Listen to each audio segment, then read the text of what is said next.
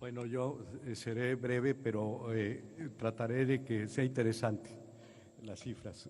La primera que me gustaría dar es que en el caso de las participaciones y aportaciones que le corresponden al Estado y los municipios de Chihuahua, se espera el estimado al menos es de un crecimiento real de más del 11%, en términos nominales casi 15%. Es un incremento muy sustantivo respecto a lo que ha pasado en los últimos años. Como ustedes saben, las participaciones y las aportaciones derivan una fórmula de la Ley de Coordinación Fiscal que determina cuánto le toca a cada estado a partir de la recaudación federal participable. Esa recaudación federal participable es un porcentaje, sobre todo de los impuestos federales que se recaudan a través de la nación. Por su naturaleza muy especial, el IVA, aquí y en Francia, que fue donde nació el IVA, y en otros países, el IVA es un impuesto federal porque se va cascadeando. Entonces hagan de cuenta que en Sinaloa unos pescadores van y pescan atún y después lo llevan y lo envasan digamos, en Durango, y después una transportadora de Querétaro lo lleva a la Ciudad de México y ahí finalmente se consume el atún. Bueno, ese cascadeo no podría de ninguna manera corresponder a la Ciudad de México porque es nada más el consumidor final el que lo paga. Es un asunto de ir siguiéndole paso a paso al cascadeo del IVA para saber cuánto le correspondería a cada estado. Entonces, es el típico ejemplo de un impuesto que es por su naturaleza federal, y ese es uno de los componentes de esta recaudación federal participable. El otro gran impuesto que puede ser totalmente federal, como es el caso de México en muchos otros países, pero no totalmente federal en el caso, por ejemplo, de Estados Unidos, es el impuesto sobre la renta. El impuesto sobre la renta en la gran mayoría de los países del mundo es como en nuestro país, también federal. En Estados Unidos es federal y es estatal, no sé si ustedes saben. En particular, por ejemplo, en el caso de California, el estado de California tiene un impuesto para las empresas de 9%. Esto, por cierto, es interesante porque ese 9% añadido al 21% federal en Estados Unidos da un impuesto a las empresas de 30%, que es justo el impuesto que nosotros tenemos en toda la nación, excepto ahora en la franja. En la franja ese impuesto va a ser de 20%. Entonces, ese impuesto de cualquier manera también tiene un carácter muy federal, y estos impuestos componen la recaudación federal participable. Luego hay una fórmula que se usa para determinar cuánto le corresponde al Estado, cuánto al municipio, y como les decía, este año en el caso de Chihuahua va a ser un incremento bastante significativo. Ese es el primer punto que quería hacer notar, y el segundo es que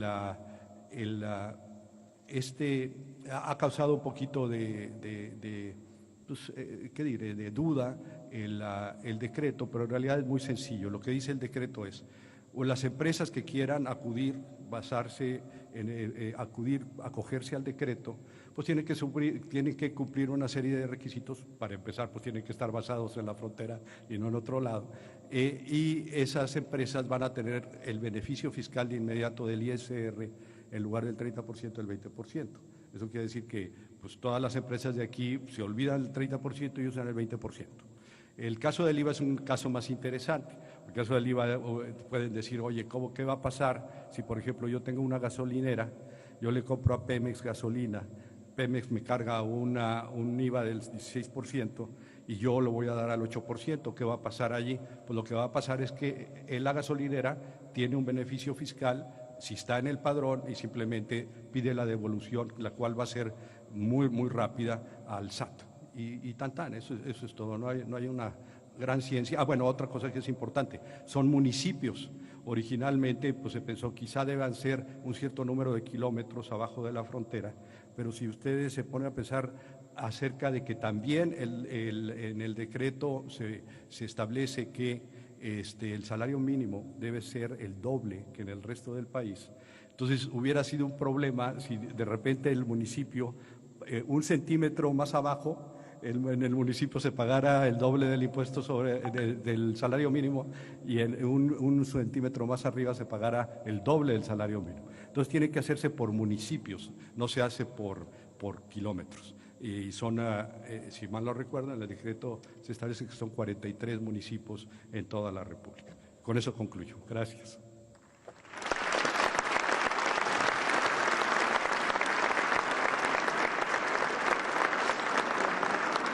Es momento de atender la intervención de la secretaria de Economía, la doctora Graciela Márquez Colín.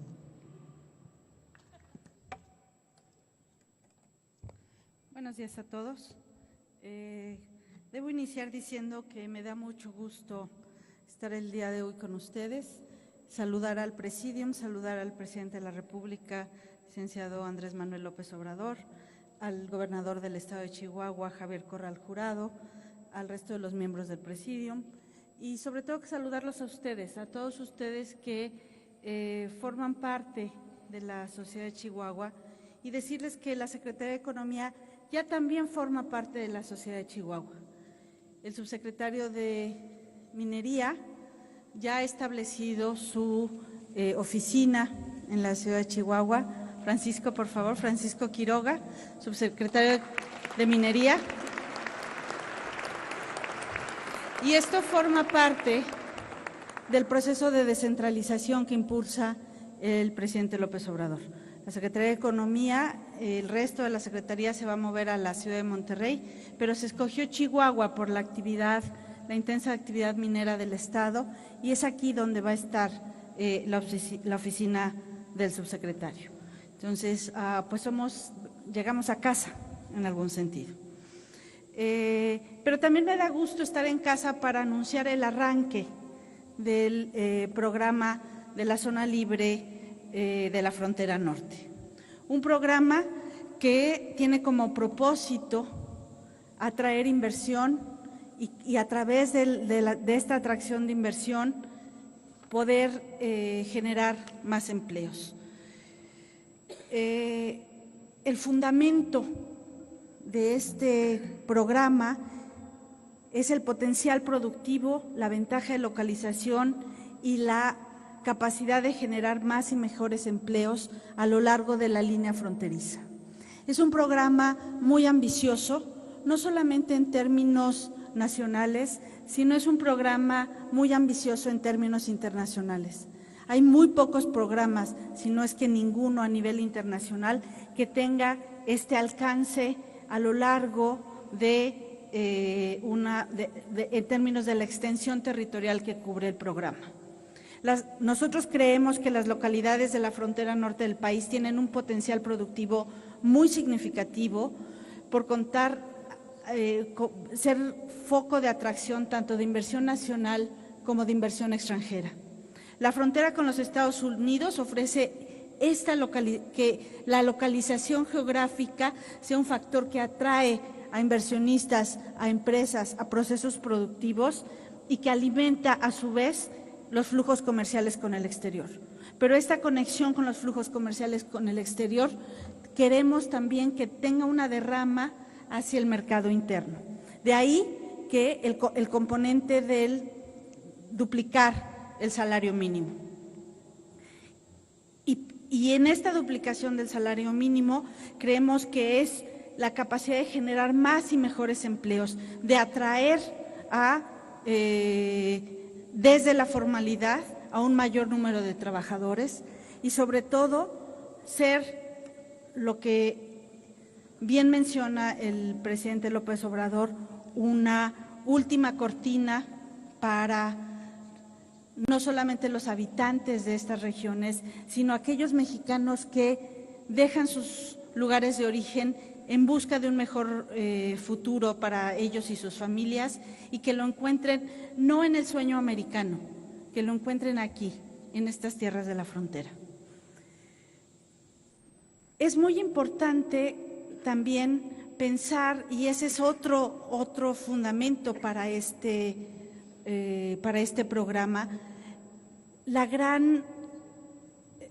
el gran dinamismo que ofrece las regiones vecinas, Como muestra el mapa que tienen ustedes en la pantalla, entre más verde es más dinámico, mayor el crecimiento del otro lado de la frontera. Lo que nosotros estamos viendo en esta región fronteriza es que tenemos que aprovechar esa locomotora que tenemos al otro lado de la frontera, pero es una locomotora que debemos nosotros utilizar para que se consuma en México, para que se produzca en México, para que se pague más en México. Entonces, aprovechar esta condición prácticamente única, y ustedes como habitantes de Ciudad Juárez lo saben, aquí hay condiciones que prácticamente no se reproducen en ninguna parte del mundo. Una región fronteriza entre la primera economía del mundo y una economía emergente. Entonces, esta condición es la que nosotros queremos aprovechar, tomando el dinamismo del territorio norteamericano y hacer que ese dinamismo sea una ventaja para México. La zona norte, la zona libre de la frontera norte, entonces, va a abarcar 6 estados y 43 municipios, y como ya explicaba el secretario Ursúa, son 43, la totalidad del territorio de estos 43 municipios.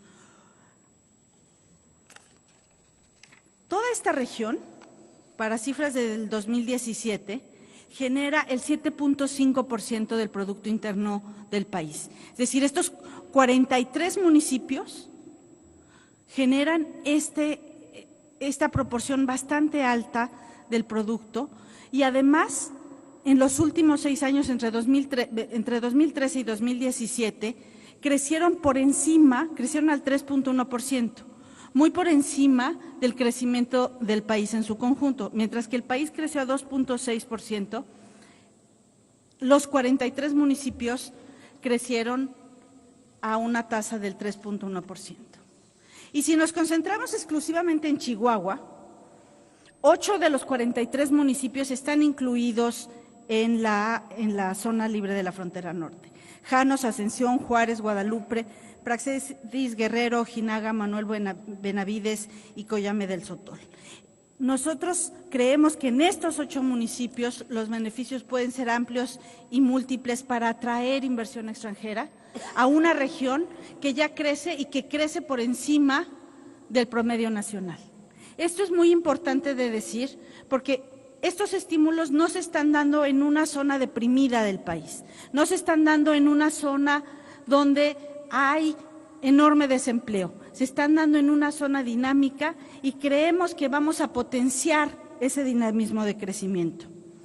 Chihuahua contribuye al 3.2% del PIB nacional, y entre enero y noviembre de 2018 generó casi 45,000 empleos. Entonces, vean cómo es una región que está entregando muy buenas cifras y puede, con estos estímulos fiscales, con este paquete, entregar todavía mejores. Importantísimo su conexión con la economía global, teniendo el 8º lugar en atracción de inversión extranjera directa. Y los socios de esta inversión son nuestros socios del Telecan, Estados Unidos y Canadá mayoritariamente, y también España. Creemos nosotros que hay una oportunidad de diversificar de dónde está viniendo la inversión.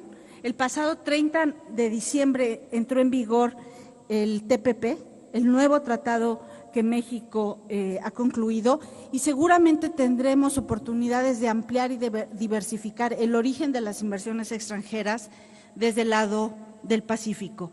Y Chihuahua, creo, tiene el potencial para lograrlo. Y Chihuahua tiene el primer lugar como origen de exportaciones del país. También concentra el 12.7% de la inversión extranjera, y los municipios, los 8 municipios que mencioné hace un momento, generan casi un tercio de las exportaciones de toda la región fronteriza.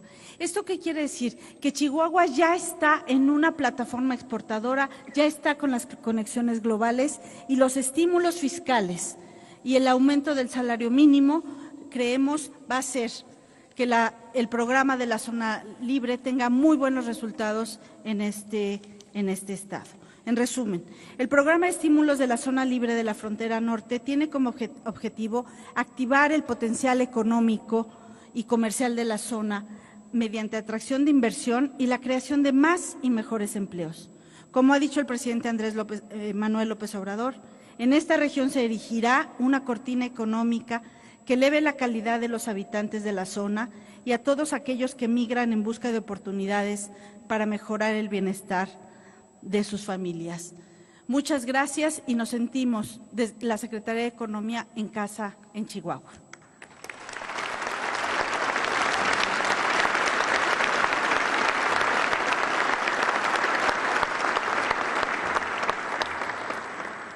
Damas y caballeros, nos habla a continuación el presidente constitucional de los Estados Unidos mexicanos, el licenciado Andrés Manuel López Obrador. Amigas, amigos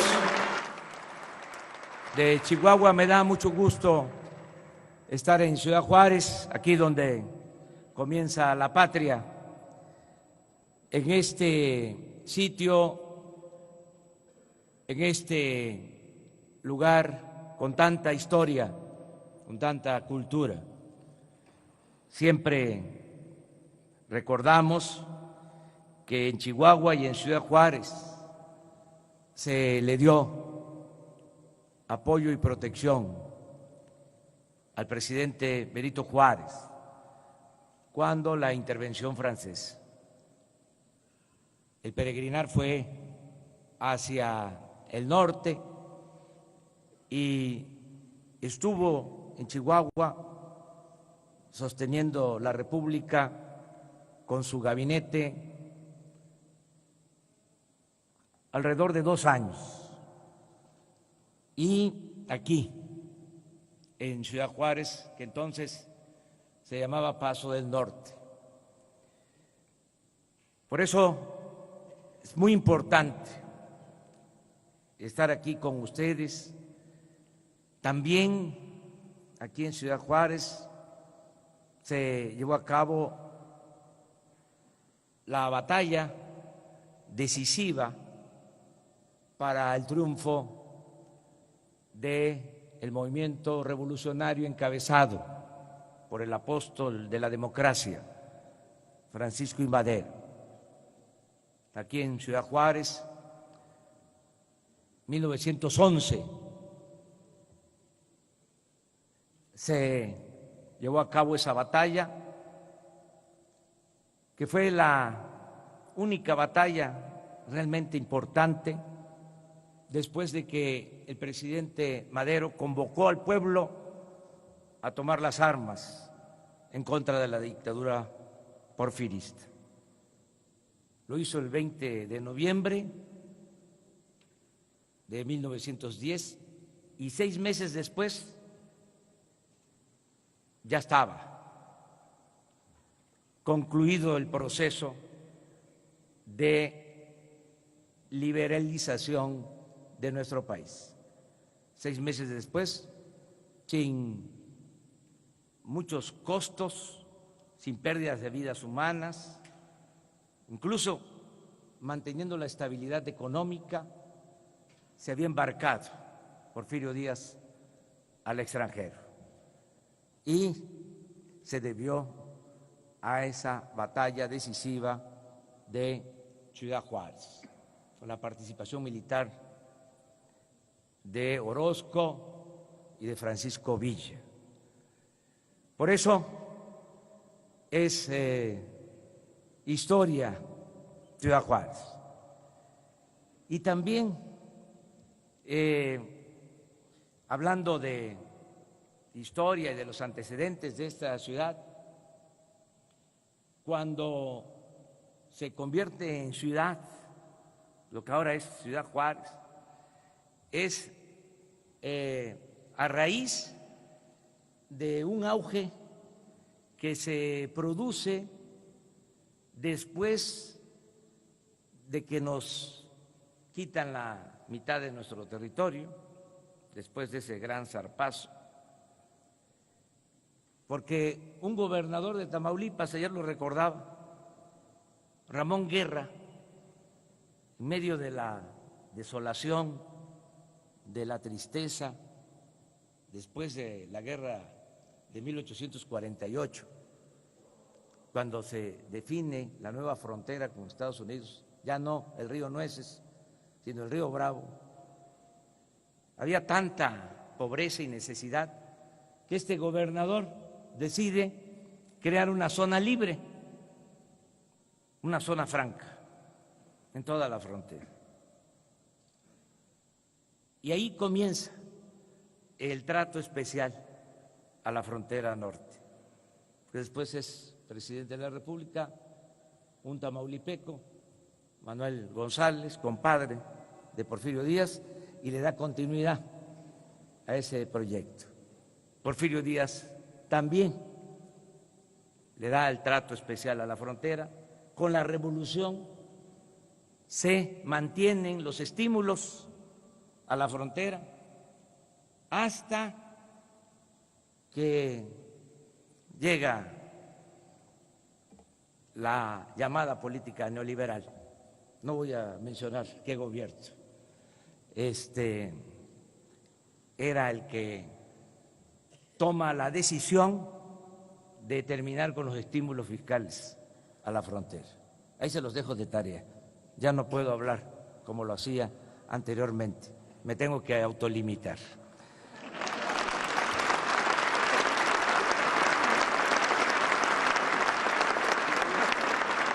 Ahora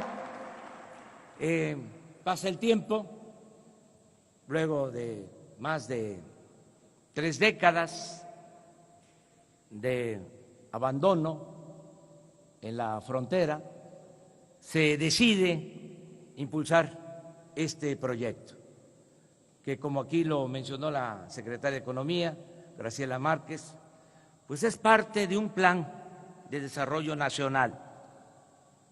No es una ocurrencia, aún teniendo los antecedentes históricos, aquí se menciona, se trata de un plan nacional, se trata de desarrollar a nuestro querido México de sur a norte, ir creando cortinas de sur a norte, cortinas de desarrollo. Empezar en el sureste, que es una región muy abandonada, por eso los proyectos como el Tren Maya, la siembra de 1 millón de hectáreas de árboles frutales, maderables, el reactivar la industria petrolera, la industria eléctrica, porque en la reciente reforma energética nos dijeron que iba a llegar mucha inversión y que iba a aumentar la producción de petróleo. Nos engañaron vilmente. En los considerandos de las leyes que se aprobaron en el marco de la conocida reforma energética se decía que para este tiempo íbamos a estar produciendo 3 millones de barriles diarios de petróleo. Estamos produciendo 1.750.000 y con una tendencia a la baja, algo muy preocupante. Hemos llegado al extremo de comprar petróleo crudo. Eso fue lo que significó el fracaso de la llamada reforma energética. Y ahora, pues tenemos que aumentar la producción petrolera. Vamos a destinar recursos con ese propósito y vamos también a darle valor agregado a la materia prima.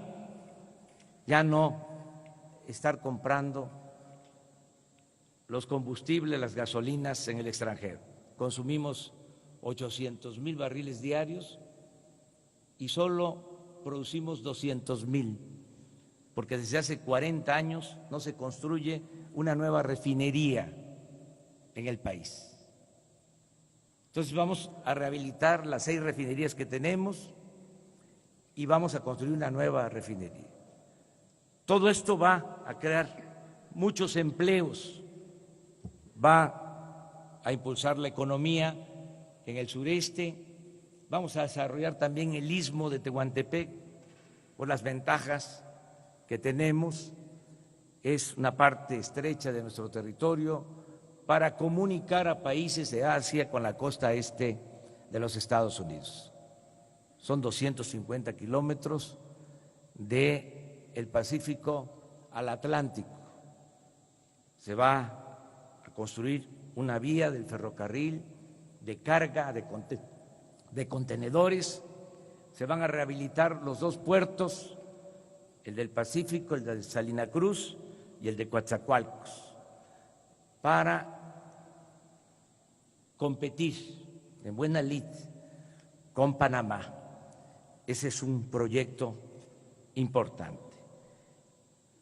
Cuando tengamos la infraestructura básica, que esperamos tenerla para 2, 3 años, ahí en esa franja también va a haber una zona libre para que se puedan instalar plantas ensambladoras y se generen empleos con la idea de que sea una cortina para que la gente no emigre, para que el mexicano pueda trabajar, ser feliz donde nació, donde están sus familiares, sus culturas, sus costumbres.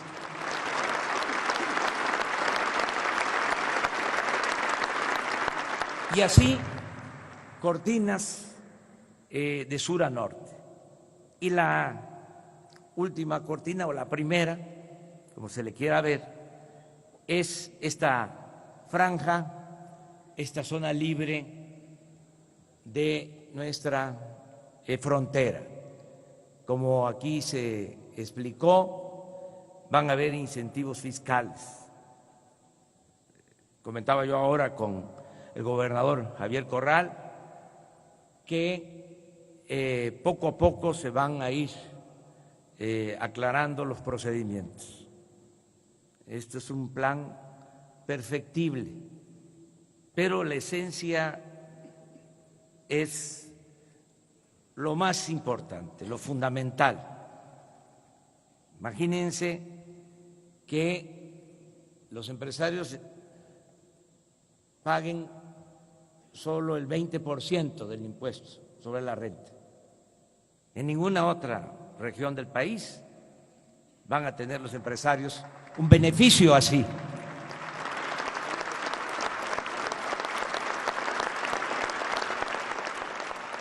Claro que hay que ver los detalles, pero ya se tomó la decisión y va a ser así, 20% de impuestos sobre la renta y también 8% de IVA, no 16%.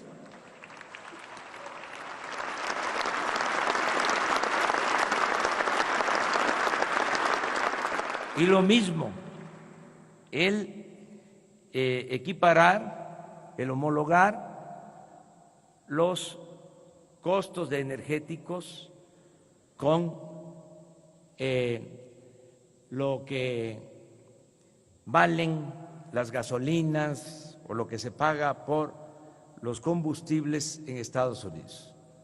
Va a costar lo mismo la gasolina, el diésel, el gas, la luz, que del otro lado de la frontera.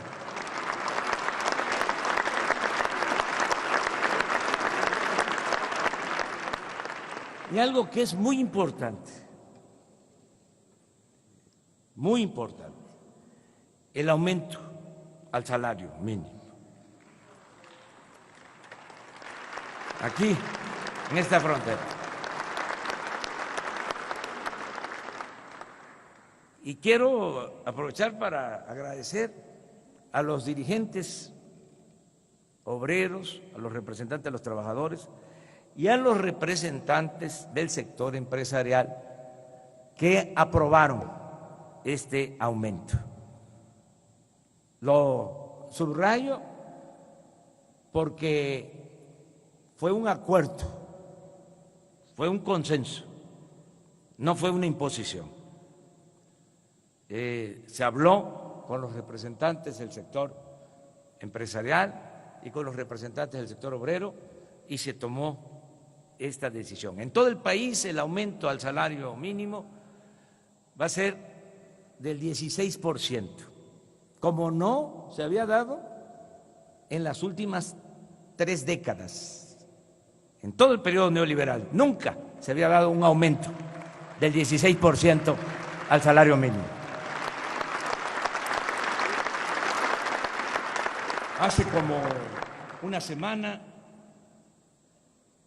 nos comunicamos por teléfono con el presidente de España y me externó, me manifestó que había estado al tanto de la decisión que tomamos en México y que él había hecho lo mismo en España, que se había aumentado el salario en España.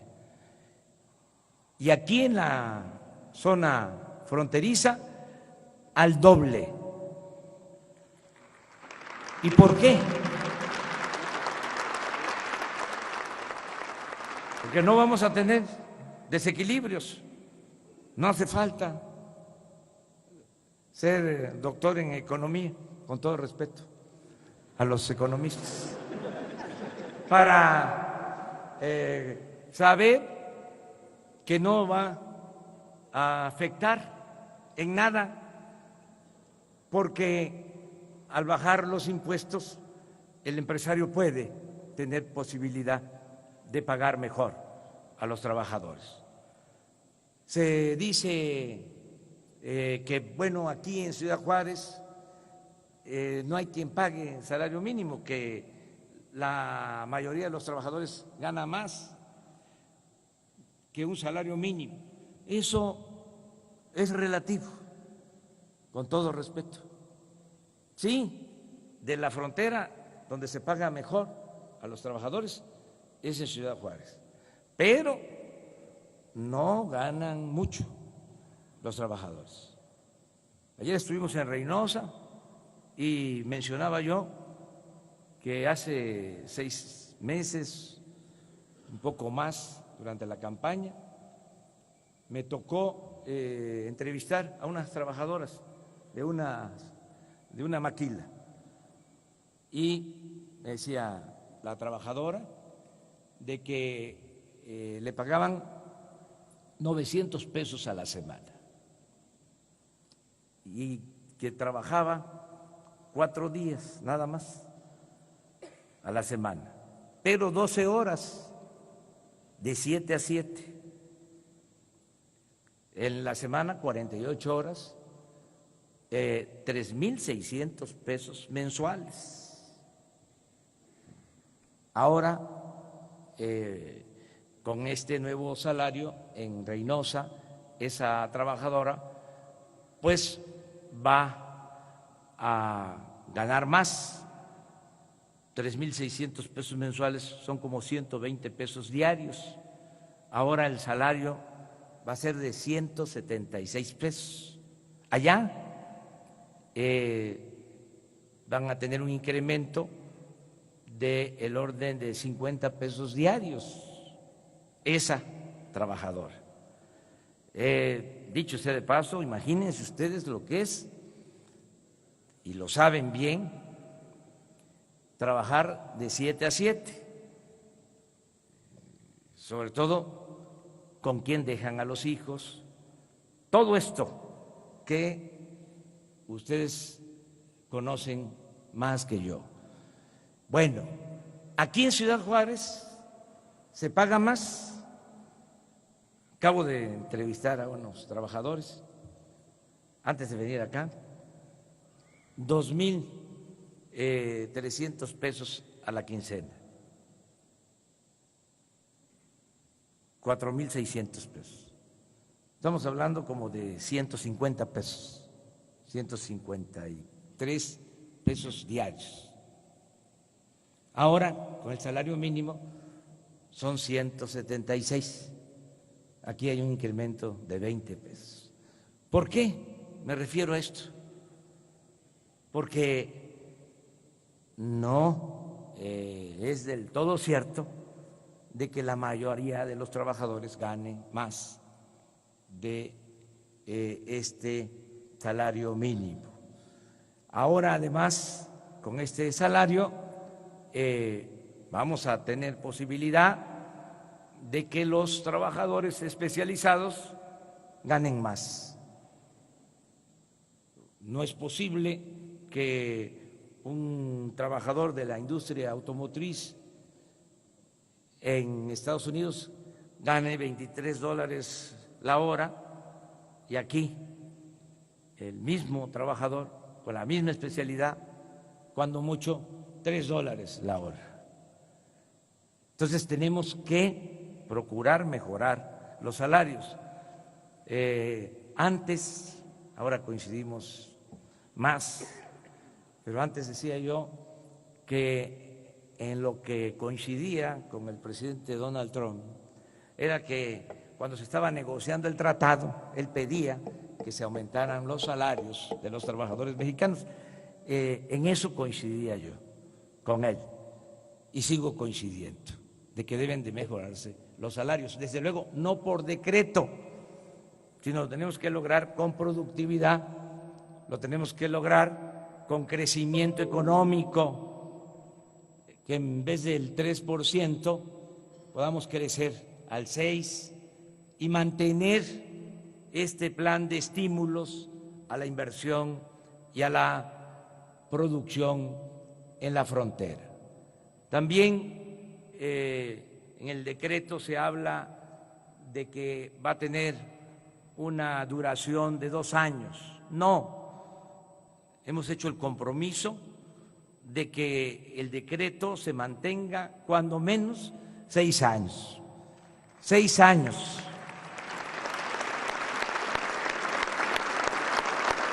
Por razones técnicas que no viene al caso explicar, se decidió hacerlo por 2 años, pero el compromiso es que se mantenga cuando menos en el sexenio. Más allá no, porque yo soy partidario del sufragio efectivo y de la no reelección. Entonces ya va a corresponder a los que vengan a gobernar el país. Yo mucho gusto estar con ustedes, iniciar aquí este programa. Les invito para que podamos evaluar el programa de manera conjunta, que le demos seguimiento al programa. Los que estamos aquí, hay una representación de empresarios, de ciudadanos, de trabajadores, de dirigentes sociales, muy importante, de legisladores, de autoridades, que nos volvamos a encontrar en 3 meses, si les parece, para ver cómo va el programa. Y que ya para entonces pues tengamos un diálogo circular, porque ahora nos tocó a nosotros nada más tomar la palabra. Es un monólogo, pero ya no va a ser así. Vamos a escuchar la opinión de todos para el próximo encuentro y agradecerle mucho a Javier Corral, gobernador de Chihuahua, como él lo ha expresado. Tenemos diferencias ideológicas, venimos de movimientos distintos y hasta contrapuestos, pero tenemos que trabajar en unidad, de manera coordinada, por el interés general. La patria es primero. Y así como él ha ofrecido esa colaboración, yo correspondo. Nunca va a ser vilipendiado, despreciado, el gobernador legal y legítimo de este gran estado de Chihuahua. Muchas gracias, amigas y amigos.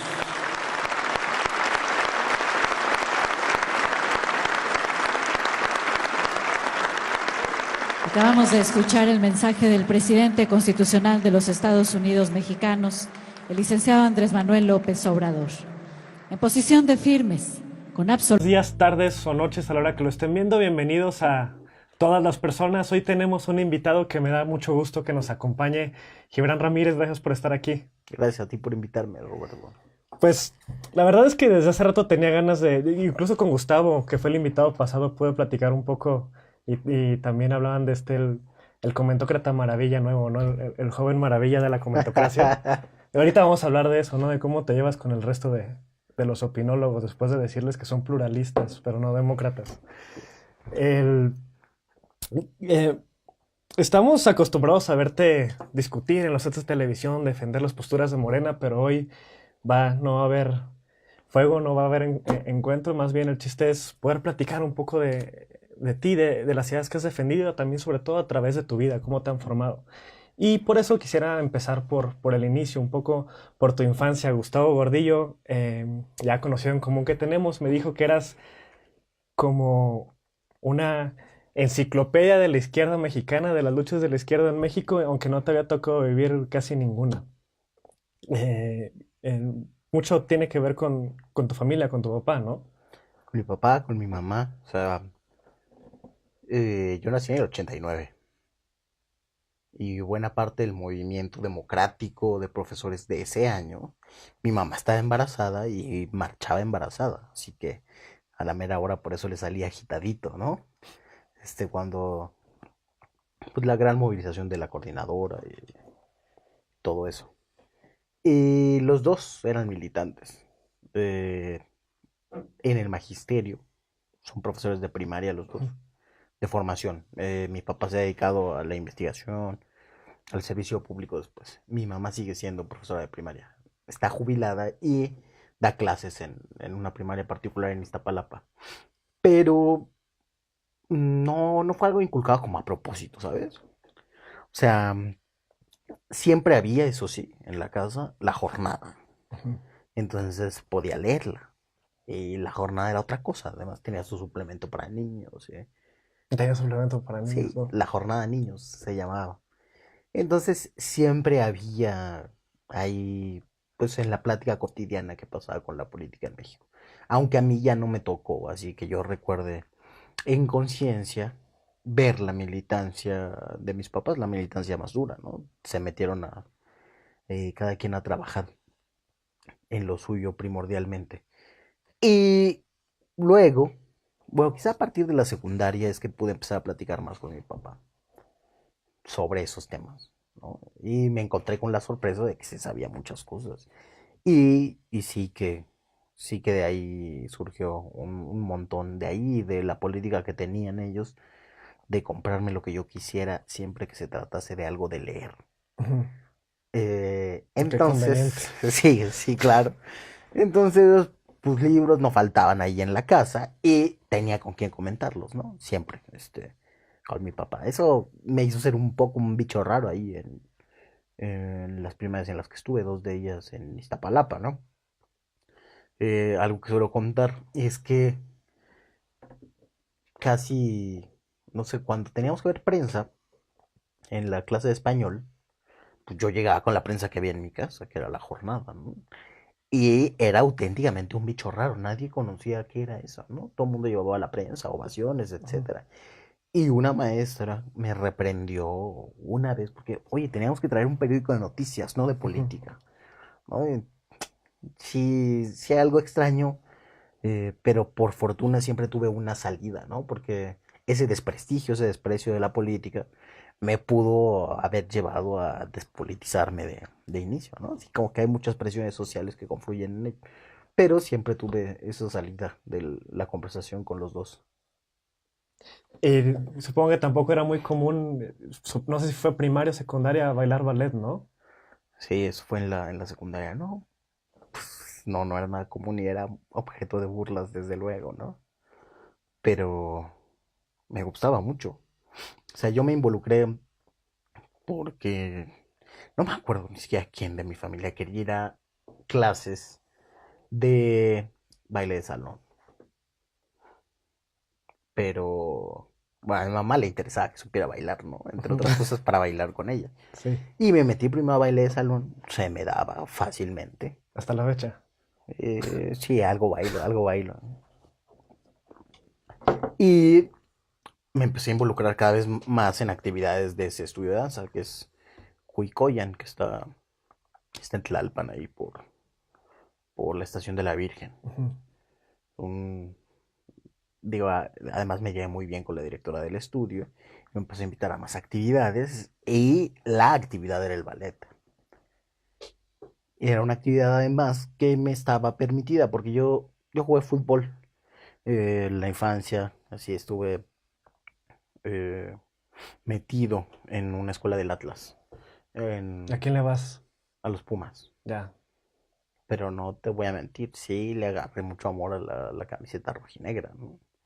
Mucho. Y es que además me tocó ver al Atlas de la Volpe, que era una cosa verdaderamente notable, ¿no?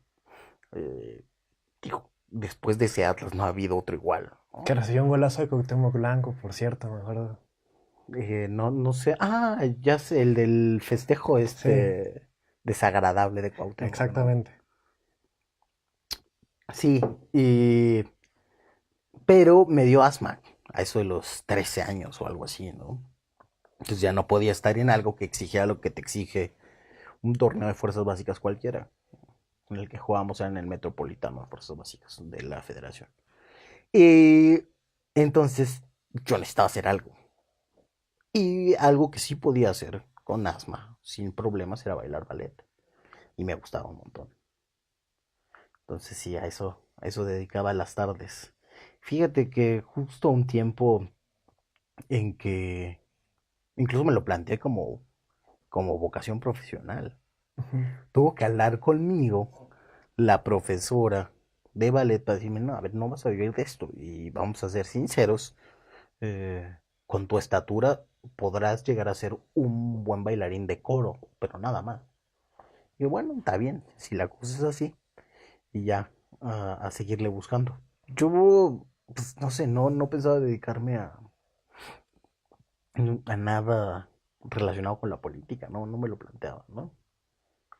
Desde luego era una afinidad principal, una cosa que estaba siempre en mi vida, pero sí, quise ser futbolista, después quise ser bailarín profesional, eh, me gustaron un montón los animales, entonces quería ser veterinario, ¿no? Ujú. Obligué a mi papá a comprarme muchas cosas de, de veterinaria y no sé, hasta la fecha me gusta la etología, por ejemplo, ¿no? Ya. Pero así, me fueron llevando las cosas. Eso, fíjate, lo del asma creo que fue muy importante, porque a la mera hora estaría acabando un doctorado, pero en algo de veterinaria, ¿no? Más interesante, tal vez. Sí, muy divertido, muy divertido. Eso, a veces a mis alumnos, doy clase en la Facultad de Ciencias Sí. Políticas, eh, les saca de onda que traiga yo muchos ejemplos sobre etología, ¿no? Y la discusión de la organización de los animales, Ujú. la cultura instrumental de los monos, etcétera, etcétera. Es algo que se quedó por ahí, ¿no? Finalmente te estructuran la personalidad de esas cosas, pero sí es algo que estuvo también entre mis gustos, que ocupó una parte principal, la verdad, ¿no? De mi vida en un tramo de algunos 2 o 3 años. Sí, que seguro además forma carácter, ¿no? Mencionaba hace rato, difícil de bailar ballet yendo a la escuela en Iztapalapa, escuela pública. Supongo que Sí, fueron. sí, fíjate que para ahí ya estaba en una secundaria aquí en la campestre Ujú. Churubusco. Ya. Ahí experimenté otro tipo de dificultades.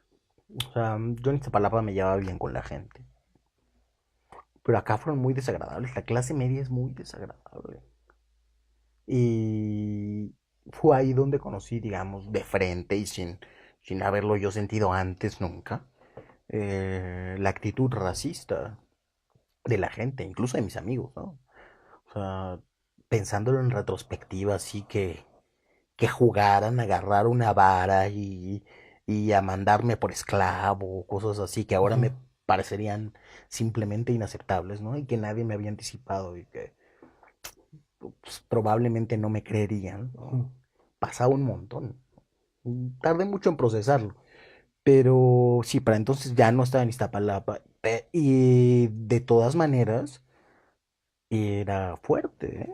Bailar ballet, decirlo abiertamente. Bueno, me hacían mucha burla mis compañeros. Con eso y con lo demás. Te digo, había una cosa ahí racial ni siquiera disimulada, ¿no? Muy abierta. Tu tesis de maestría, la dedicatoria, dice a la escuela pública a pesar de todo.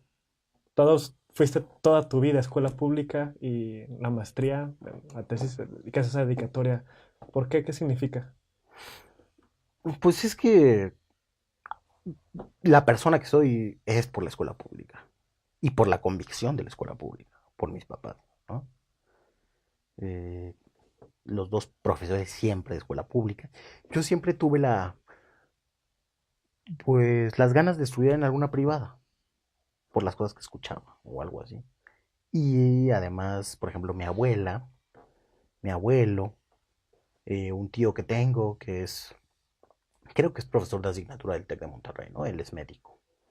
Me, me instaban mucho a que me fuera al TEC para la prepa, por ejemplo, ¿no? A mi papá resistió, no, y estudié aquí en Prepa 6. Prepa 6. Eh, fue una presión muy constante. Y yo conozco de cerca todos los defectos de la escuela pública. Yo sé que sí hay muchas cosas que se hacen mal, pero finalmente es estructurante y yo pensaría otras cosas y no conocería lo que conozco eh, pues de la realidad social de primera mano, ¿no? Jamás habría tenido compañeros como los que conocí en mis escuelas de Iztapalapa. Si me hubiera ido a una escuela activa, como las que acostumbraban los círculos progresistas, quizá de los que eran amigos mis papás, ¿no? Mi papá dirigió por años, en 2 etapas, una revista educativa que se llama Cero en Conducta. Y a veces hacían reuniones, ¿no? Y ahí yo me enteraba, ¿no? Que iban a tal o tal otra escuela. Escuelas que siguen siendo famosas en el ámbito progre, ¿no? Entonces siempre ha habido esta tensión un poco. eh, sí, con mi papá, porque quizá fue el que más fuertemente sostuvo la decisión de que yo estuviera en la escuela pública, ¿no? Incluso teniendo la oportunidad Por un económica. tema de principio. Sí, es que mi papá era funcionario de la SEP. Un tramo en el que estudié primaria. O sea, él trabajó en la Subsecretaría de Educación Básica, fue director general. Y no podía cometer la incoherencia de todos los funcionarios de meterme en una escuela privada, ¿no? Sí. Políticos también. Sí, que no usan los servicios del Estado. De hecho, paréntesis, Claudio López Guerra tiene un muy buen artículo que habla sobre equal subjection, de por qué los políticos deberían usar los servicios del Estado, incluso aunque tuvieran el dinero para poder pagar servicios privados, en particular la educación pública. Pero bueno. Yo ahí soy más radical. Sí. Yo digo que habría que eliminar la educación privada. Es la única manera de meter las discusiones sobre las innovaciones pedagógicas al sistema, de generarle nuevas presiones. Un poco lo que dice López Guerra. Pero entonces sí. Y entonces ya a mi papá le preguntaban. Creo que alguna vez le dijeron, en alguna conferencia, yo le voy a creer al funcionario cuando me digan qué escuela pública tiene a sus hijos. Claro. Y ahí les dice, ¿no? En la prepa 6. Sí, claro, ¿no? Pero esto pues desde la primaria. Entonces sí hubo desde luego buscaban que estuvieran en las mejores escuelas posibles, ¿no? Por eso acabé en esta horrible secundaria 145 de la Campestre Churubusco. Que fuera de la estructura demográfica que tenía, no creo que tuviera otro mérito para salir alta en las evaluaciones o lo que fuera, ¿no? Pero entonces le conozco todos los defectos. Yo creo que yo hablaría un mucho mejor inglés si hubiera ido a escuelas privadas, ¿no?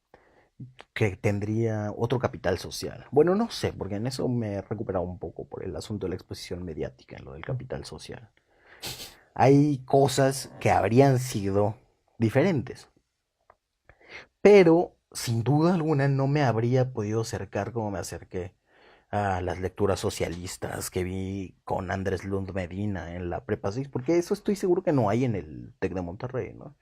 Digo, Lund es un trosco, es un ideólogo trotskista muy estructurado, que nada más lo conoce en la Prepa 6, en el PRT y en la discusión de una izquierda que es cada vez más marginal. Y para mí fue muy significativo en la vida. Entonces le conozco todos los defectos, pero soy producto de la escuela pública. Le conozco también las ventajas y las tengo que agradecer. Y la escuela pública sí son esas escuelas que tuve y también es el Colegio de México, ¿no? Aunque no sé si formalmente cuente como Sí. privada por ser una ACE, siempre Sí. ha sido, ¿no? Desde que Cárdenas la fundó como institución, ¿no? La entonces Casa de España. Ha sido un espacio privilegiado del Estado mexicano para formar cuadros administrativos e intelectuales del que puede disfrutar por esa formación que tuvo en la escuela pública.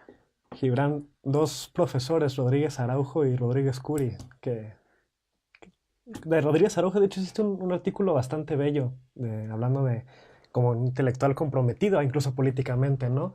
Contrario a lo que muchos profesores de pronto enseñan, que es la idea de que la academia solo se puede construir alejándose completamente del objeto de estudio sin emitir posiciones. De Rodríguez Araujo, ¿qué te queda? Bueno, de Rodríguez Araujo y de Rodríguez Curi. De Rodríguez Araujo, sin duda el rigor. Es un hombre muy riguroso, muy disciplinado para trabajar.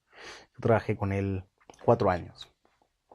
4 años en que me formé más como un politólogo, aprendiendo de él que en muchas de mis clases, en la mayoría de las clases de mi licenciatura en la facultad. Entonces con él aprendí estudios electorales, partidos políticos y aprendí mucho de su historia de vida, cómo se vinculó más o menos cercanamente con López Obrador, que fue su alumno, ¿no? Y con el cual desde luego tuvo cercanía y distanciamientos, con el ZLN, donde ocupó un papel muy importante como asesor y como pensador.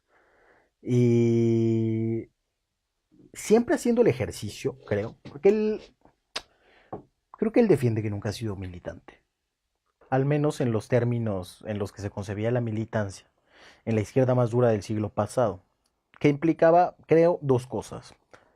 Una, no criticar hacia afuera, ¿no? Y la otra, subordinarte a la dirigencia, al centralismo democrático, a lo que fuera, ¿no? Entonces, en ese sentido no es militante, pero sí es un intelectual muy comprometido con sus ideas, con ponerlas en marcha y con cooperar con quien las esté poniendo en marcha, sea el ZLN, sea el PRD, en tiempos de López Obrador o quien sea, ese compromiso. Y de Rodríguez Curi aprendí cosas muy importantes. La más importante, que hay nada más dos problemas de gobierno, que son la población y el territorio. Eso es muy importante para mí, porque creo que es algo que se vio mucho en la última campaña presidencial, y es algo de lo que se olvidaron los neoliberales. Nada, nada importa, o sea, de nada sirven tus equilibrios macroeconómicos, ¿no? Y políticas públicas bien hechas en el escritorio si no hay un impacto en beneficio de la población y de la gestión del territorio, ¿no? Los neoliberales se olvidaron del territorio. Esto creo que se puede historiar, ¿no? Cómo se fue abandonando poco a poco después del sexenio de López Portillo, cómo se retiró el Estado del territorio. Es una de las grandes lecciones que he aprendido de Ariel. Y a ver el mundo, a ver a México en el mundo, que eso me costaba mucho trabajo. Yo empecé a pensar en otros países a partir de las clases de Rodríguez Curi, de sus recomendaciones. En mi tesis de maestría, pues me hizo leer la historia del comunismo italiano, por ejemplo, ¿no? Que tiene muchas cosas que ver con México, por Lombardo Toledano, por el eurocomunismo que vino después, por algunos ejemplos que se retomaron de por sí. Y otro profesor que no mencionaste, pero que para mí es muy importante, es Fernando Escalante Escalante. Gonzalo. Es de la persona de la que he aprendido más en los últimos años, ¿no? Observo su práctica docente, entonces eso ha cambiado mi práctica docente. Y he profundizado este asunto de mirar al mundo, ¿no? De enterarme de historia de algunos países de América Latina, de Europa, de la historia del colonialismo en África, ¿no? Del colonialismo del siglo XX, un montón de cosas. Eh, es una, bueno, creo que además lo considero mi amigo. Y es una amistad que muchas personas apuestan a que no habría porque lo tienen, lo conciben a veces como contrario a la izquierda o algo así. No entiendo muy bien cómo. Otra de las personas que está muy comprometido con sus ideas sin estar en una militancia Sí. partidista. Aunque participó en México Posible. Entonces, sí, la verdad es que han sido muy importantes para mí, mis maestros. Sobre todo ellos que dices, algunos más, ¿no? Algunos más Alguna profesora, por cierto. en la licenciatura. No lo sé, ¿eh? No me viene de inmediato alguna a la mente. Probablemente me esté lamentando en breve. Pero bueno, puedes Pero retomarlo ahorita. Sí.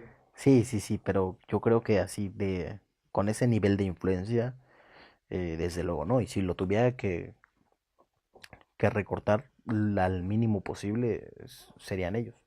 Ya.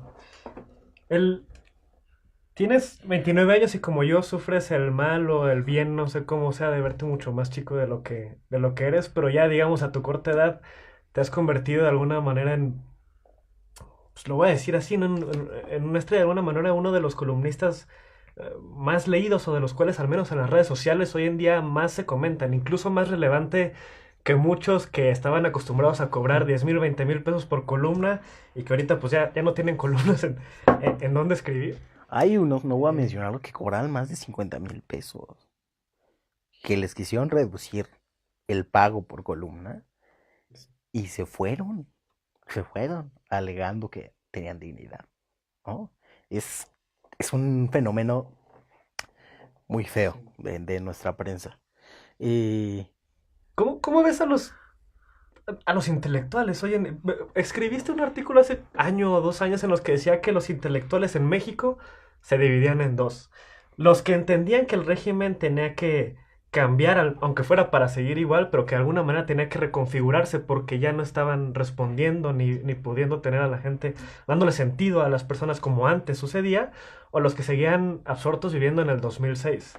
¿Cómo ves ahorita a los intelectuales? ¿Qué diagnóstico has hecho? Porque parece que muchos de los que contribuyeron a legitimar pues, la democracia electoral, a la llamada transición democrática hacia una democracia más procedimental, pues están medio descolocados del lugar. ¿Qué análisis haces sobre eso? sí, yo creo que en realidad la gran mayoría de nuestros intelectuales, de izquierda y de derecha, se quedaron en otro momento político.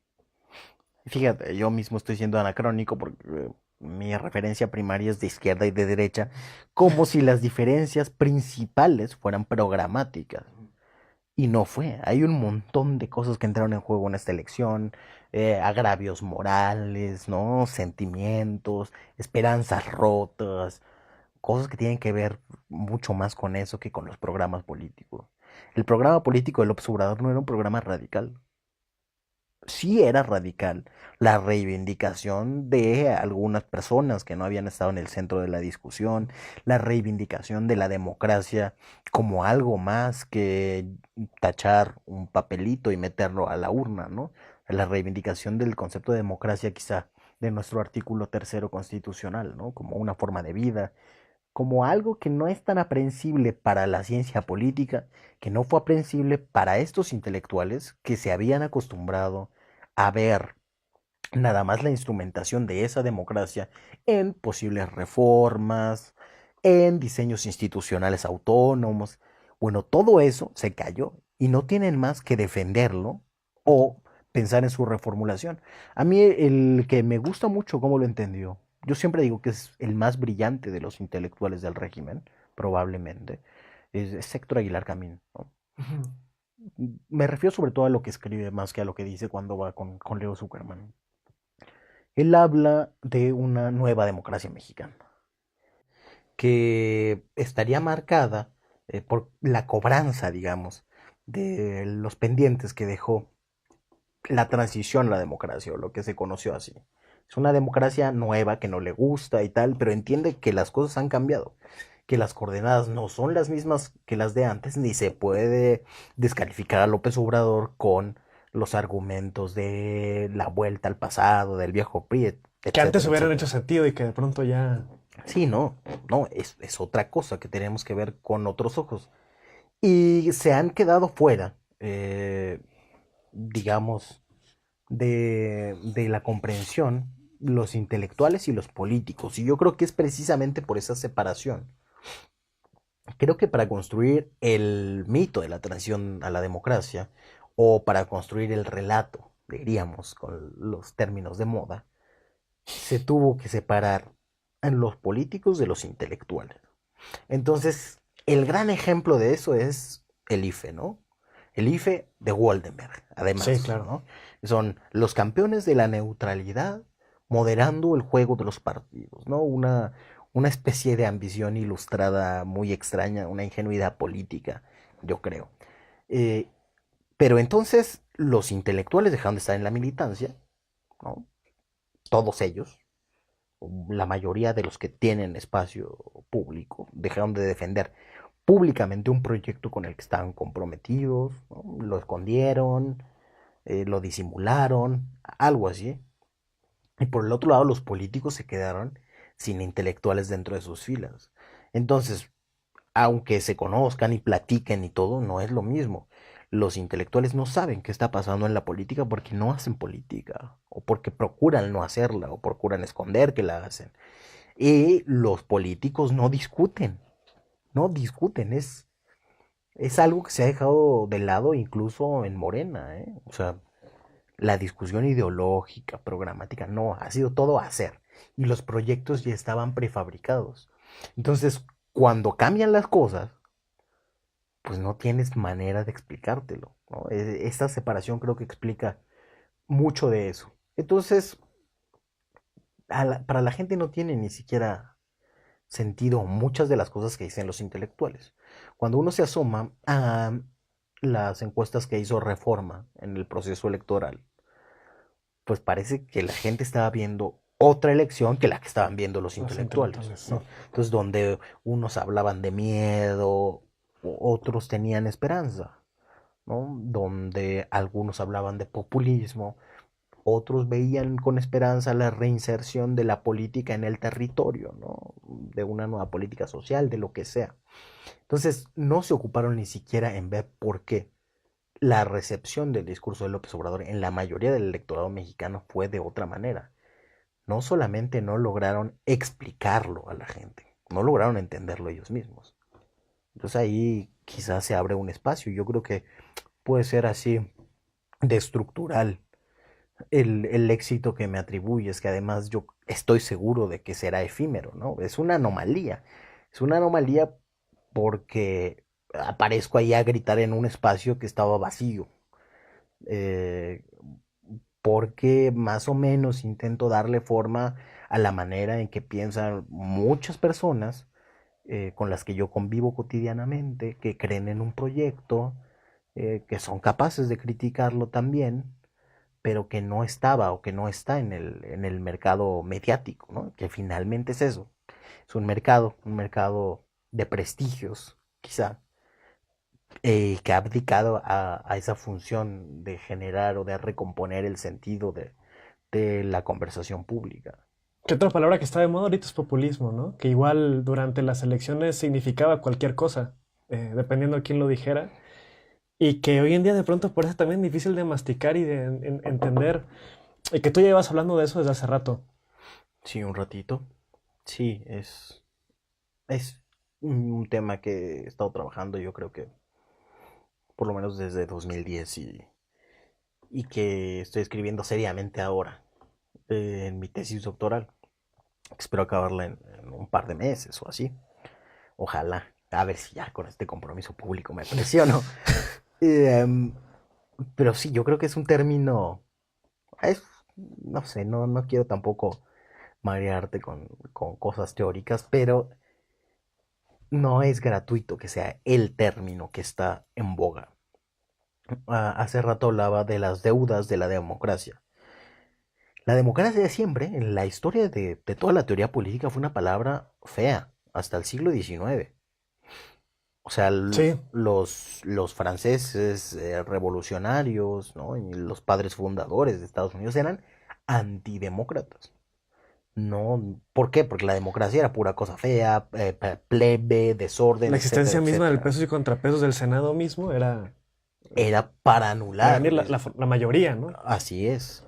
Entonces era una cosa más tendiente a la república. La república era la palabra prestigiada.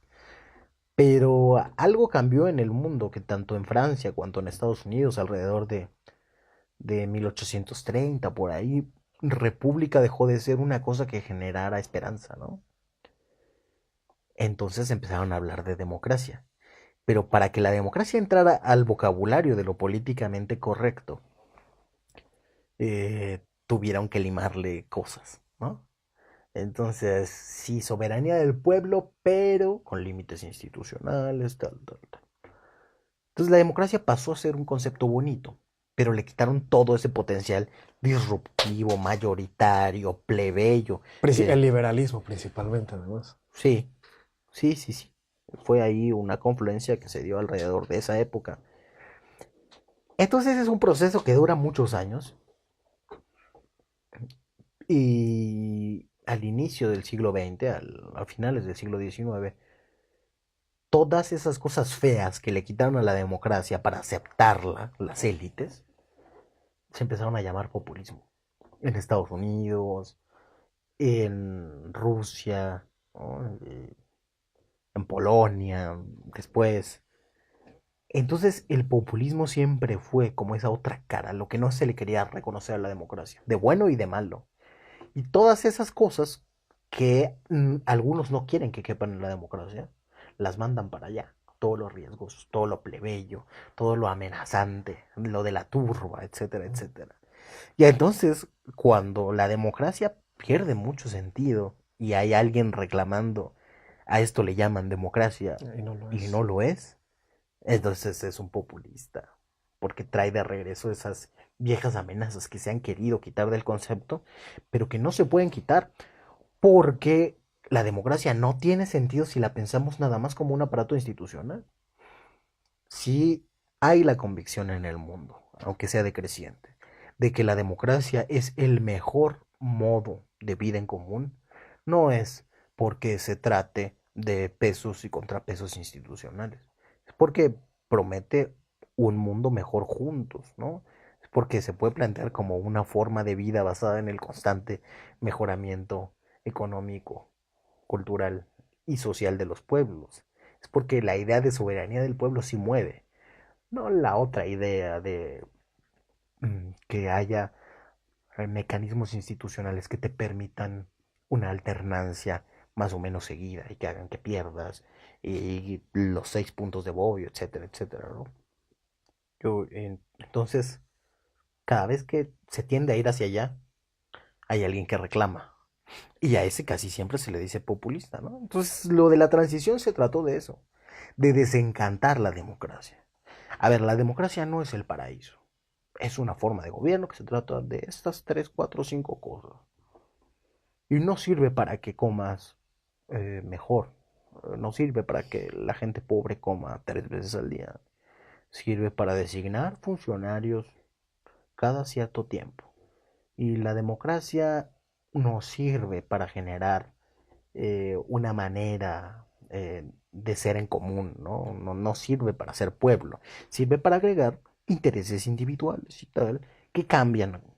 Bueno, pues si eso es la democracia, entonces eso no me gusta, dicen algunos, y por eso yo creo que en México es particularmente alarmante el descenso en el aprecio por la democracia que han demostrado Sí, los reportes del Latino Barómetro. del Pew y del Latino Barómetro. ¿Y crees que la separación de poderes no es parte fundamental, y aunque no sea suficiente, pero necesaria para la existencia del régimen democrático? O, Yo creo que sí. Yo creo que todos es, o sea, que nadie puede estar en contra de la mayoría de esos aparatos institucionales. Hay algunos con los que yo sí no coincido, como el fetiche de la autonomía, ¿no? mm, Ese no. La división de poderes, bueno, claro que sí, pero el fetiche de la autonomía, ¿no? Vamos a ser órganos autónomos para la transparencia, para las elecciones, para toda la fiscalía, que sea autónoma. Yo sé que no es muy popular estar en contra de eso, pero tiene un tufo despolitizador que quiere sacar del control de la representación democrática de las instituciones para que funcione. Digo, todas las democracias se plantean dejar fuera del alcance de la representación popular algunas cosas. La cuestión es dónde meter el límite. Yo en eso sí soy un demócrata, no sé si es radical, pero yo creo que bien podría tenerse al Banco Central dependiente del gobierno y esto sería lo más democrático. Eso sí, eso y tantas otras cosas. A mí me gusta mucho la figura de procurador. Así, ahora, este, ¿por qué? el procurador habitualmente es alguien, o digamos, justamente como se concibe en términos teóricos, es alguien que defiende al pueblo Sí. frente al poder, ¿no? Y es alguien que tiene capacidad de interlocución entre los dos. Y para eso es importante que en eso el poder tenga voz, ¿no? Y más si es un poder democráticamente electo. Ahora, el problema es que la Procuraduría no ha sido eso. Pero caemos en una trampa, que es la de comparar la terrible realidad con el modelo ideal del organismo autónomo. Entonces, no pensamos en fiscalías autónomas realmente existentes, sino en el modelo. Si vamos a comparar modelos, pues comparemos el modelo ideal de procurador y dependiente del poder político y defensor del pueblo frente a esa otra fantasía. Eso sí se trata de comparar fantasías. Eh, pero bueno, todo esto para decir que creo que hay cosas defendibles en eh, pensar de otro modo y ampliar los límites de la representación política. Yo creo que es defendible. Bueno, pues todas esas cosas que se hacen en contra de la democracia de repente se reclaman y se dice, a ver, es que no es democrático, aunque los partidos en el Congreso elijan a alguien que va a estar fuera, eso no garantiza ni neutralidad ni imparcialidad. Luego acaban de diputados del PRI, los consejeros de órganos autónomos, ¿no? Esas cosas pasan. La cosa es asumir esas preferencias, deshacernos de esos fetiches, saber que la democracia tiene también defectos, pero creo que podemos reivindicarla aunque nos digan populistas. Que creo que sí defiendes un... Antes de pasar a Morena, que quiero dedicarle ya la última parte del programa, defiendes desde que te conozco la idea de la gente decente al poder, ¿no? De alguna manera para ti, eh, intentaré ser lo más fiel a lo que has dicho, no es que no es que no valores las instituciones, sin embargo, sí crees que hoy en día no basta simplemente con poner pesos contra pesos, un artículo más, un artículo menos, sino la idea de que un discurso y una ética pública nueva se instaure en el gobierno, ¿no? Sí, que se instaure en el gobierno y arriba, porque no podemos garantizar gobernar con pura gente decente, pero sí podemos promover que los que estén en puestos de mando, empezando por la presidencia de la República, sean gente decente. Porque muchas veces no es un asunto de diseño institucional. Es más, yo diría, las más de las veces no es un asunto de diseño institucional. Las reglas las hacen los que las trampean y hacen reglas muy bonitas, pero ya saben trampearlas de antemano. Algo que me gusta para ejemplificar esto es el hecho de que la Auditoría Superior siempre hace observaciones sobre el desvío de recursos. Eso se ha convertido en muy pocas denuncias en la PGR. ¿Qué hacía falta allí? Un presidente que tuviera ganas de denunciar a cada uno de los que ha cometido esas irregularidades, las mete todas y les da seguimiento. Existen los mecanismos institucionales para hacerlo. Ahora, si eligieron no hacerlo fue por una condición moral y política. Y yo creo que se les puede decir, sin temor a equivocarnos, indecentes. Son un grupo, por lo menos el que está ahora en el poder, que se acostumbró a hacer política solo como corrupción. No la conciben de otra manera. Están pensando y están planteando ya cómo rearticular sus negocios con la administración entrante, porque así viven la política. Y creo que si hay un cambio con ese mismo aparato institucional, sin moverle una coma, digamos, a lo de la auditoría, se puede cambiar la política anticorrupción radicalmente. Dijo, ya va a haber cambios, ya hay una iniciativa de Morena con el colectivo por una fiscalía que sirva, va a haber los cambios. Ahora, lo que me parece fundamental ahí es más bien el cambio de personas. Por ejemplo, ahorita ya introduciendo el tema del análisis actual, ¿qué podemos esperar? Has defendido muchas veces la nueva hegemonía que se busca construir con Morena en tus artículos, en lo que vas a defender ante los bombardeos constantemente, en la hora de opinar. Pero, ¿qué implica esta hegemonía? ¿Dónde está escrita? Yo sí creo que algo que ha faltado es darle puntos claros fuera de eslogans, o más que eslogans, es más que intuiciones o la interpretación que mucha gente busca dar es que la nueva hegemonía es tal, o quienes hablan del peligro de la misma se refieren a una que yo no he visto donde está planteada claramente en puntos. ¿Cuál es? ¿Dónde se encuentra? Es que la verdad es que es un concepto, ese sí, súper complejo. Estamos acostumbrados a que tenga mala fama porque aquí hegemonía viene de partido hegemónico y ese es el PRI, ¿no? Entonces es un partido que no permite la pluralidad, etcétera. Yo hablo más en términos gramscianos, ¿no? Siempre que hay orden, hay hegemonía. Los intereses de alguien son los que mandan. Sí, que recibe o que satisface los intereses de otros, ¿no? Que genera alianzas. Pero siempre que hay orden social, hay alguien cuyo sentido común, cuyas ideas sobre cómo debe ser el país, cómo debe relacionarse con el mundo, mandan. Entonces, venimos de una hegemonía neoliberal. Claramente, aunque tuviera dos aparatos de partido que se alternaban, el corazón de las políticas públicas era exactamente el mismo. Y había mucha gente que creía que era la mejor manera en que el país podía caminar. Yo no creo que era nada más cuestión de tiempo para que ganara Morena. Todavía en 2012, más del 60% de las personas votó por la derecha, con un discurso muy similar, ¿no?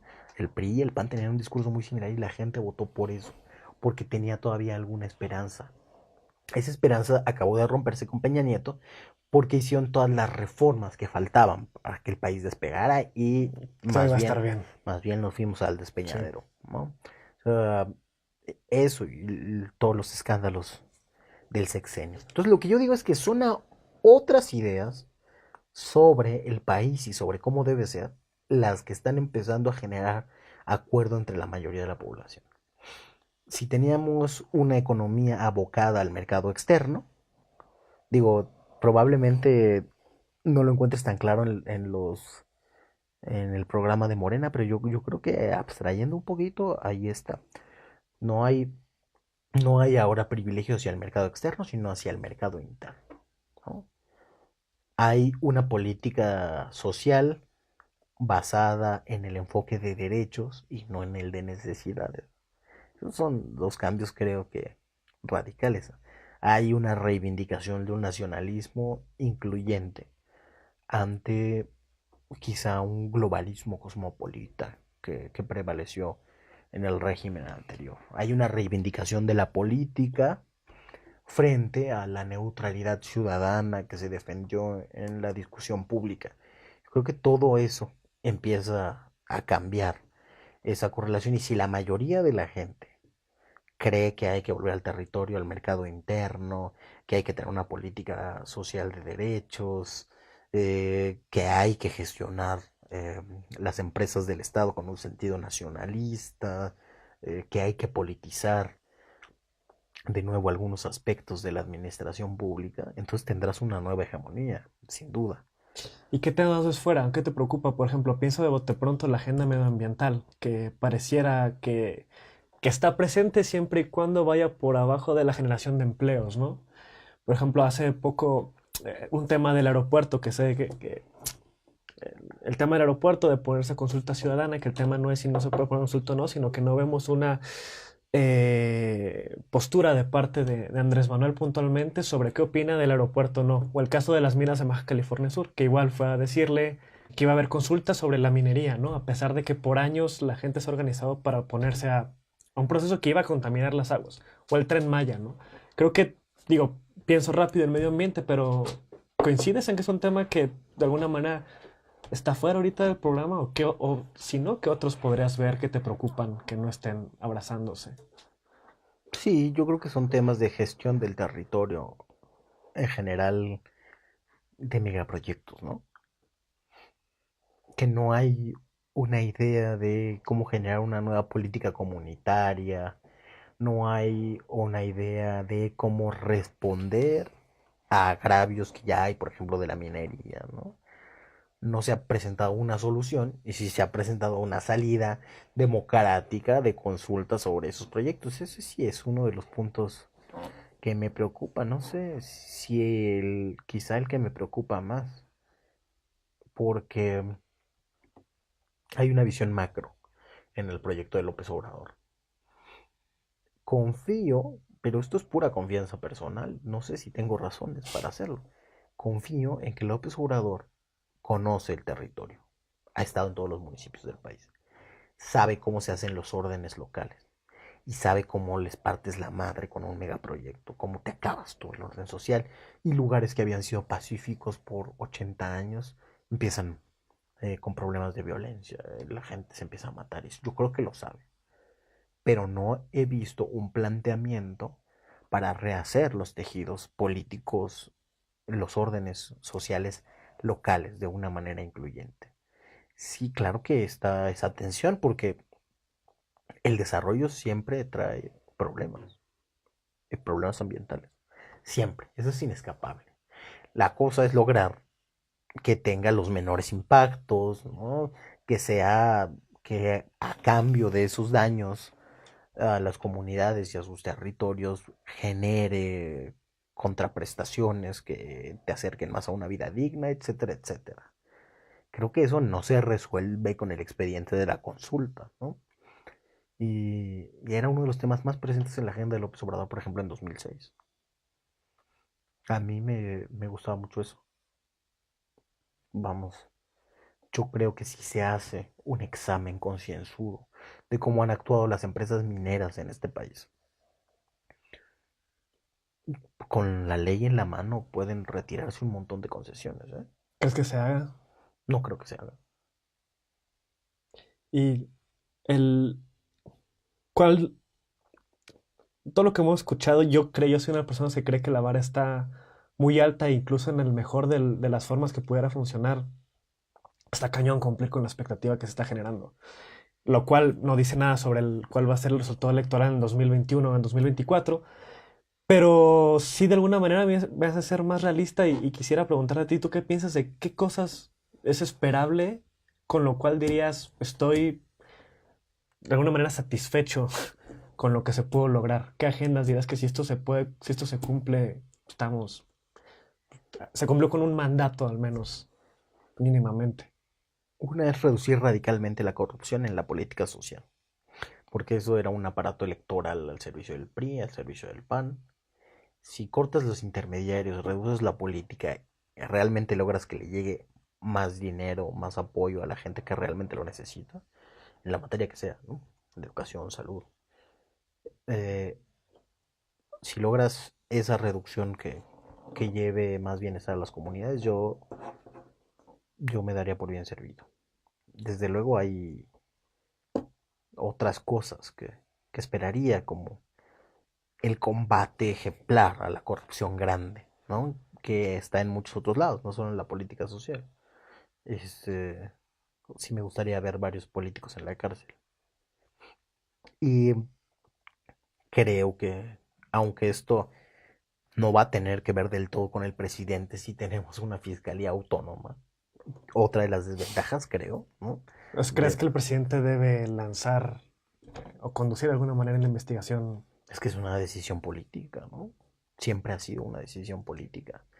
Una institución nunca, o sea, la fiscalía que sea en el mundo, nunca tiene, bueno, quizá en los países más pacíficos, los nórdicos quizá, pero una fiscalía latinoamericana. Es imposible que tenga la capacidad institucional para darle un trámite con el mismo vigor, con las mismas energías institucionales a cada uno de los casos que se le presente. Entonces, hay que elegir siempre, desgraciadamente. Hay que elegir en qué consume uno las energías de la institución y los recursos. Y esa decisión es política. La corrupción antes que la pacificación. Como no te estoy O entendiendo. sea, como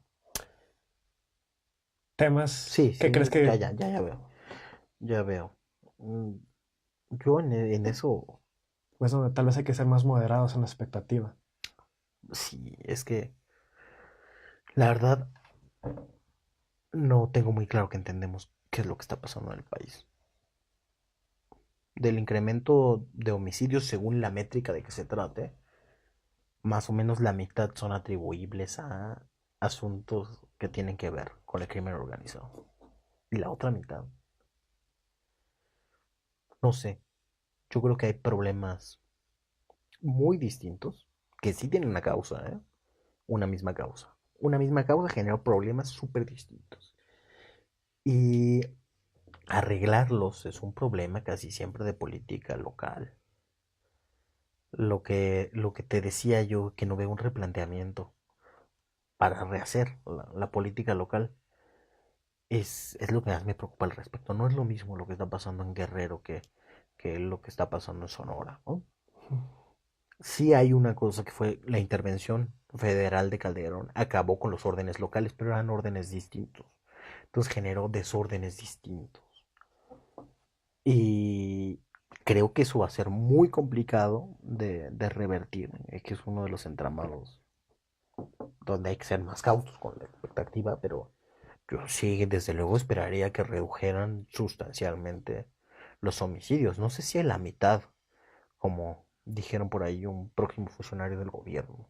No sé si es justificado pensar en que se pueden reducir a la mitad, menos si el ejército sigue en las calles, ¿no? Pues hay una densidad de decisiones que se tiene que tomar ahí, que yo creo que no es pensable que en un sexenio volvamos a la cantidad de homicidios de 2006, ¿no? Sí. Fue un momento particularmente pacífico. Ya nos queda poco tiempo. Nos quedan 5 minutos y quisiera nada más dejarlo para dos temas. Uno, la amplia coalición para gobernar a mí me genera dudas, no en tema ideológico, sino en cuanto a la posibilidad de justo la construcción del combate a la corrupción con perfiles que a nivel local son absolutamente cuestionables. Me vienen a la cabeza ciertos regidores electos por Morena que pues, estaban en el PRI, pasaron a Morena y con una forma de hacer política pues, bastante arcaica, y así puedo pensar en otros ejemplos. ¿Crees que se puede, simplemente con el ejemplo de Andrés Manuel, de la honestidad, etcétera, se puede esperar mucho en el tema de combate a corrupción? ¿O por qué pasa? O sea, hay una cosa ahí del ejemplo claro, que yo creo que sí es fácil que haya mayores controles sobre las autoridades si el que está arriba no es corrupto, ¿no? Digo, no es solo el mecanismo de ejemplaridad, Ah, exacto. pero tú puedes perseguir a alguien corrupto si tú no eres corrupto sin la amenaza de que te lo saquen. ¿Por qué Peña Nieto protegió tanto a Javier Duarte? Pues yo no sé si algo tenga que ver los miles de millones de pesos que parece que fueron a dar al PRI, ¿no? Hay un audio por ahí circulando donde Duarte arregla la entrega, creo que era de cajas de huevo, ¿no? Llenas de billetes. Bueno, pues es que en eso consiste la autoridad moral, no es solamente que Duarte hubiera mirado para arriba en el caso de tener un presidente honesto y hubiera dicho voy a ser como él, ¿no?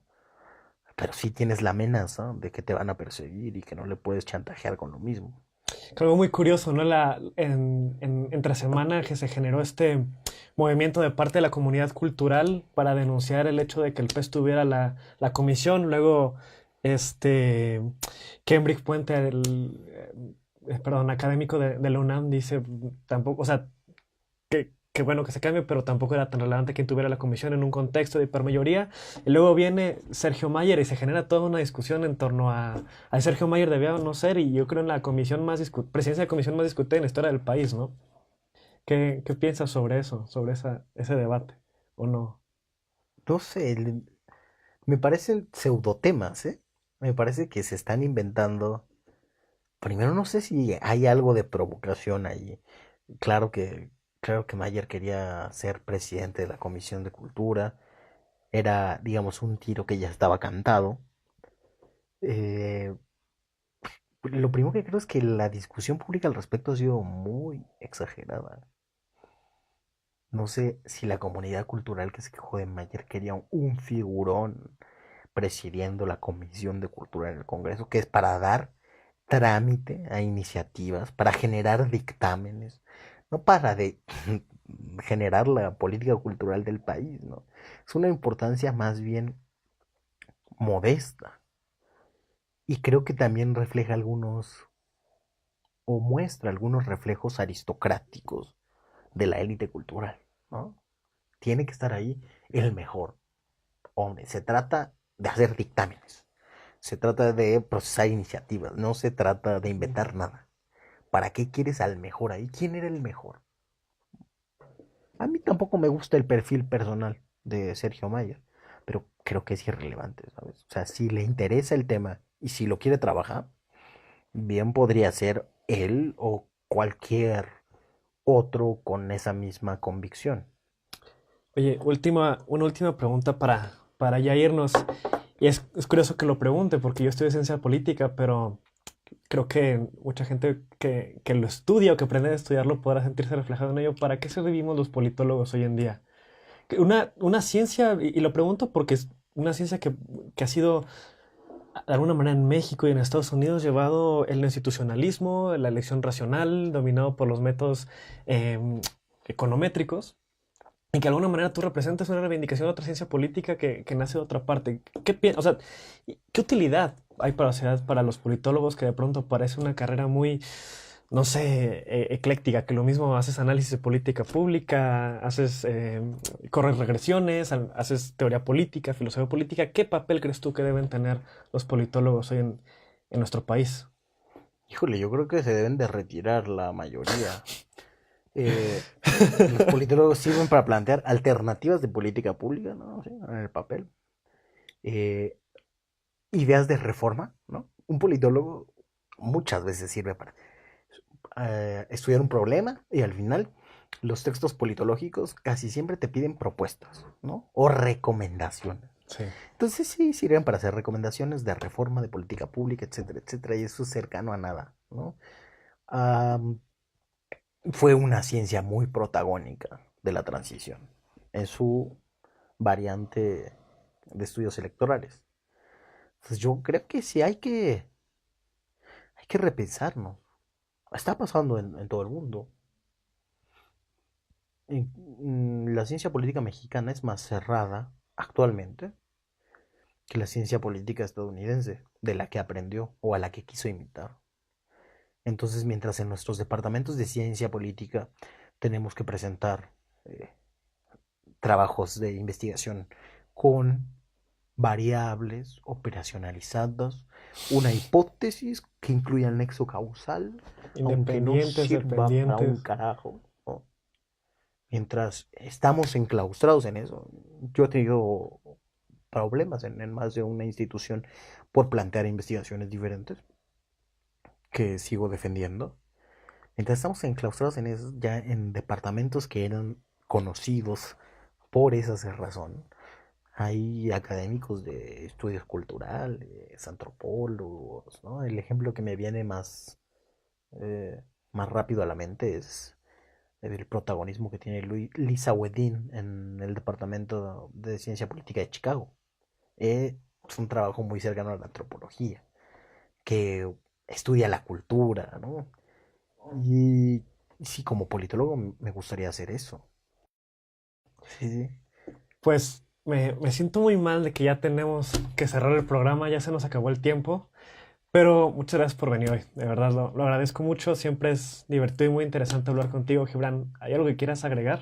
No, ¿Para nada, cerrar? muchas gracias por la invitación. Es un gusto. Muchísimas gracias, Gibran. Muchas gracias a todas las personas que nos vieron, nos escucharon en el podcast y nos vemos la próxima semana para otro episodio, otro capítulo de Todas las Personas.